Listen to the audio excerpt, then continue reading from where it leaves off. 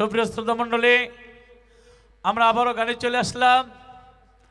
আমার নানু ভাই পলি সরকার, তারে বিগত দিনে যত রেকর্ডিং করেছি, যতবার ফোন করেছি, শুধু খালি একটা কথাই, নানু গানে যাচ্ছি গানে যাচ্ছি। এত গান নানু তুমি কোথায় পাও? অনেক চাহিদা, পাওয়া যায় না, অনেক চাহিদা। ভালো গান গায়, কারণ দেখতে হবে না ওস্তাদ। আমার মা লিপি সরকার, মামুনির যেমন লিপি সরকার, তার মেয়ে ওরকম ইনশাল্লাহ ভালো গান গাচ্ছে। আপনারা দোয়া করবেন ভবিষ্যৎ জীবনে যাতে উজ্জ্বল নক্ষত্র আমাদের মাঝে থাকে। লতিফ সরকার মিউজিক, লতিফ সরকার মিডিয়া, লুলুচান মিডিয়া আমারই এক নাম, রহমশা মিডিয়া আমার বাবার নাম। লাইক করুন, কমেন্টস করুন, শেয়ার করুন, সাবস্ক্রাইব করুন। এই চ্যানেল আপনাদের জন্য সুবিধা করলাম, সমগ্র বিশ্বে ছড়িয়ে দেন। এবার আমার নানু পলি সরকার, আদরের কলিজার টুকরার হৃদয়ের সর্বদিকে যিনি জড়িয়েছে। আমরা যেখানে নানা নাতি, যেখানে শুনেছিলাম মামা ভাগ্নে, যেখানে আপদ নাই সেখানে নানা নাতিন, যেখানে নিরানন্দ নাই সেখানে আনন্দে থাকবো আমরা। চলুন আমরা এবার গানে চলে যাই। ধন্যবাদ সকলকে।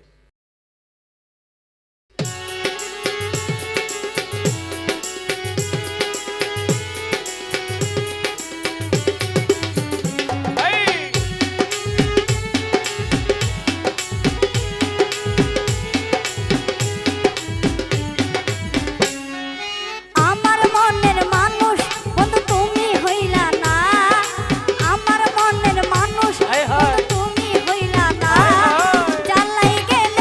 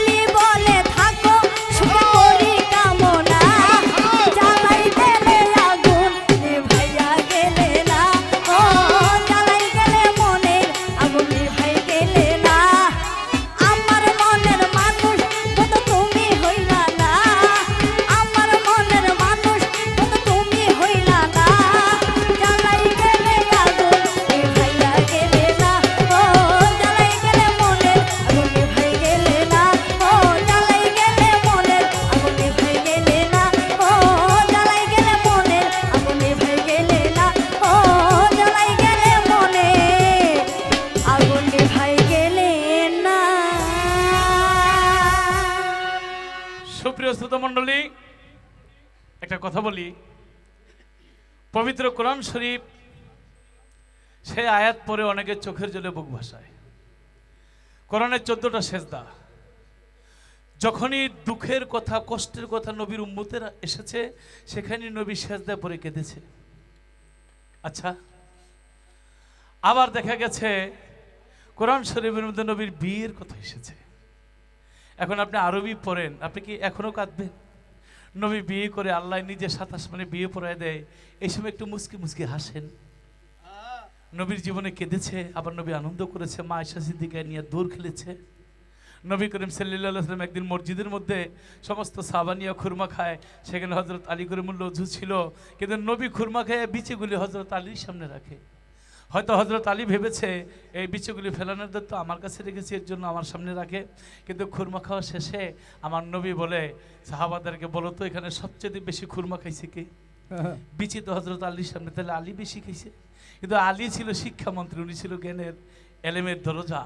তো হযরত আলীও জবাব দিলেন, এখানে এমন কেউ আছে যে খেজুর খায়, বিচি শুদ্ধ খায়, মানে নবীর সামনে তো বিচি নাই, তাহলে বিচি খেয়ে।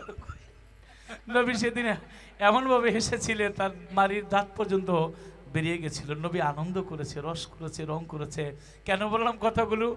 লাইক করবেন, কমেন্টস করবেন, শেয়ার করবেন, সাবস্ক্রাইব তো করবেন। এর মধ্যে অনেকে কমেন্টস করে অনেক অনেক মন্তব্য লেখে, যেটা আমার নাতিন, আমার নানু ভাই। আমি দেখেন কবিগুরু বিজয় করে যখন গান গায়, আর কি দেখা পাবো জীবনে হারিয়েছে, যারা আমার বাবার কথা মনে পড়ে চোখে জল আসে। আবার দেখা গেছে এই গানের মধ্যে যদি এখন কান্না শুরু করি, এটা কি মানায়? না না, নাতির নিলয় একটু আনন্দ রং রস আমার নবী করেছে। একদিন মুসা নবী আল্লাহকে বলে, আল্লাহ আপনার যা আছে আপনার কাছ থেকে আমার একটা জিনিস বেশি আছে। আল্লাহকে, মুসা তোমার এমন কি জিনিস আছে বেশি আছে বলো? মুসা নবীকে, আল্লাহ আমার মৃত্যু আছে, আপনার মৃত্যু নাই, এটা আপনার যদি বেশি আছে। আল্লাহ হেসে উঠলেন। মুসা নবী বলে, আল্লাহ আমি যদি আল্লাহ হইতাম, আপনি যদি মুসা হইতেন, আমার কাছে কি চাইতেন? আল্লাহ বলে, মুসা তুমি কোনোদিন আল্লাহ হইতে পারবে না। মুসাকে ধমক দিবেন না, আপনিও কোনোদিন মুসা হইতে পারবেন না। আল্লাহ তার নবীদেরকে নিয়ে অনেক সময় প্রেম রস করেছে। তাই মানুষের জীবনে শব্দ স্পর্শ রূপরস গন্ধ না থাকলে মানুষ কখনো বাঁচতে পারে না। কেন বললাম? আপনারা কমেন্টস করবেন, লিখবেন অনেক কিছু, তার মধ্যে এই কথাগুলি যেন খেয়াল থাকে যে লতিফ ভাই তিনি ভাবের সময় ভাব, প্রেমের সময় প্রেম, গানের সময় গান, নাচের সময় নাচ। নাচ কোনটা? অলিয়া উলিয়া পীর মুর্শিদরাও আমার ভান্ডারি দরবারের মধ্যে দয়াল বাবা কেবলা কাবা আয়নার কারিগর, আয়না বসায় দাও কলবের ভিতর, সেখানেও জিকিরে তালে তালে একটা নাচ হয়। তাই নবী অলি সবাই একটা প্রেমে ভাবের মধ্যে ছিল এবং তারা আধ্যাত্মিকভাবে ছিল, চোখের জলে বউ ভাসিয়েছে। সবটাই যেন আমাদের জীবনে স্থান কাল পাত্রভেদ হয়। তাই যাই হোক, সকলের প্রতি শ্রদ্ধা। লাইক করবেন, কমেন্টস করবেন, শেয়ার করবেন, সাবস্ক্রাইব করবেন। লতিফ সরকার মিউজিক, লতিফ সরকার মিডিয়া, লুলুচান মিডিয়া, রহমশা মিডিয়া। ধন্যবাদ সকলকে, ধন্যবাদ আমার নানুমণিকে। আমরা আবার পরবর্তী গানে চলে যাচ্ছি। ধন্যবাদ সকলকে।